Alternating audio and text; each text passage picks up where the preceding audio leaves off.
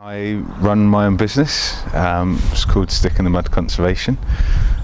We repair mainly mud buildings, but also do lots of lime pointing, lime plastering, earth plastering. But yeah, my favourite thing is this, which is clay dabbing buildings on the Solway Plain in Cumbria. The fellowship really just kind of legitimised me as a craftsperson, having kind of built up all that experience in different places, but then having that to kind of show like I am a William Morris Craft Fellow, because obviously I couldn't do an apprenticeship in mud building as much as I tried to find one. I kind of had to go through an unconventional route, and having done all that and then becoming a fellow, it was kind of my, yeah, like this is a real thing now. Yeah. Well, if somebody came to me and asked what I thought about the fellowship that was wanting to apply, I would without question insist that they did it, or at least insist that they apply.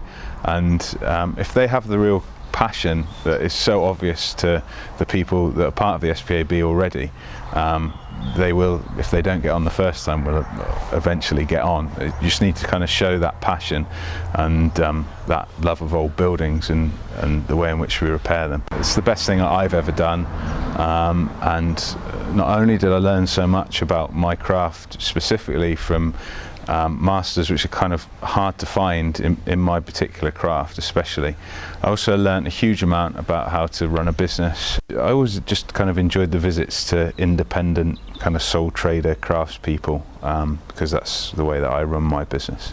So I learned probably the most from them. And in my last book I went to visit a chap called Rob Lay, who does repairs mud and stud buildings in Lincolnshire, and he's just kind of mad as a hatter and everything that I wanted to be. So it was nice to kind of meet that inspirational character. Well, if I had to pick a favourite project that I've worked on post-fellowship, it would probably be one that we're finishing off at the moment actually, which is rare that I get a chance to build something from scratch and kind of almost as experimental archaeology to figure out how the craftspeople of the past would have built these buildings. So that's exactly what we've done this year, and built a clay dabbing building from scratch, from the ground up. I'd say the thing that I love most about what I do is getting to work outside all day is lovely. Even when it is absolutely hammering down with rain, I'm still happy to be outside.